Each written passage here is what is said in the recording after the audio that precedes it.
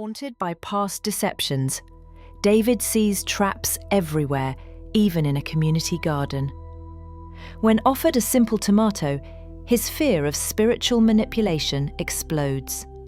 Can he overcome his paranoia and taste the genuine kindness offered? Witness David's journey of learning to trust again and discover how grounding yourself in reality can break the chains of fear.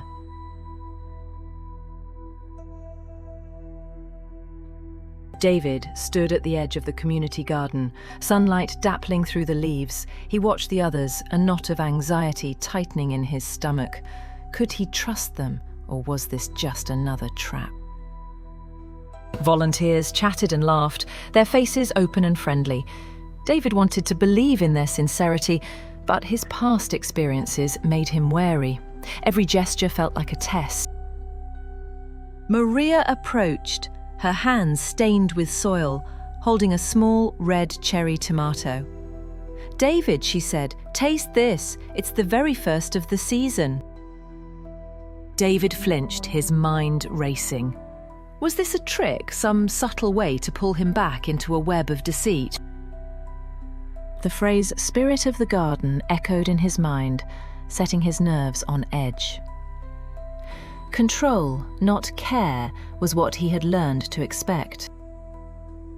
Yet here was a tomato, innocent and real, held out without conditions or expectations.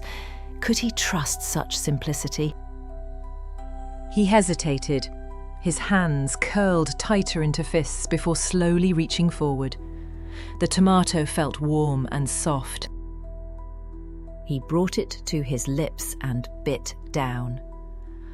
The burst of flavour was sudden, sweet, acidic, earthy, pure taste. As the juice spread, David felt a surprising calm wash over him. It was simply fruit, grown in dirt, ripened in the sun. Not a test, a promise, or a doctrine. Just a small piece of reality, immediate and undeniable. His breath steadied, the alarm bells in his mind quieted, the walls around his heart lowering just a little.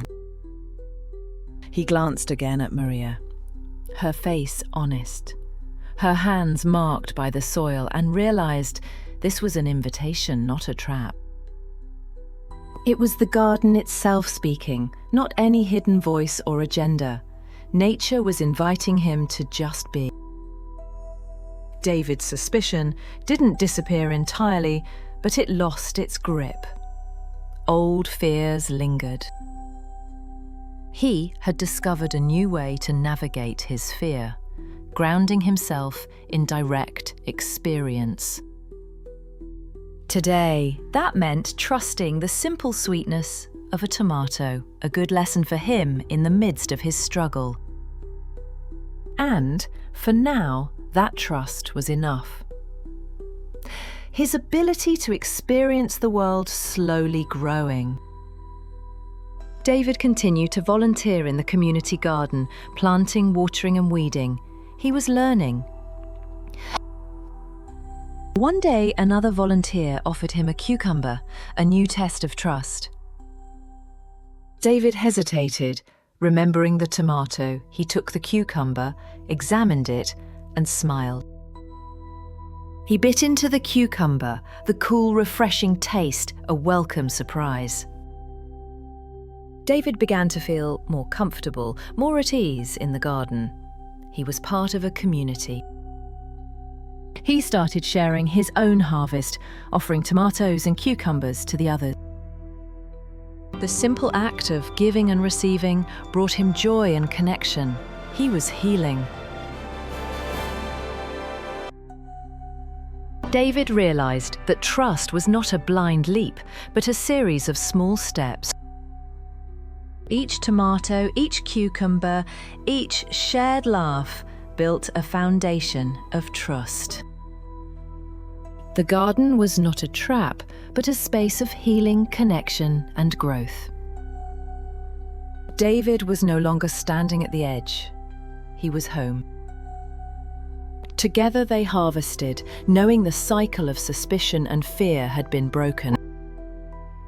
The taste of trust was more satisfying than any fear he ever knew.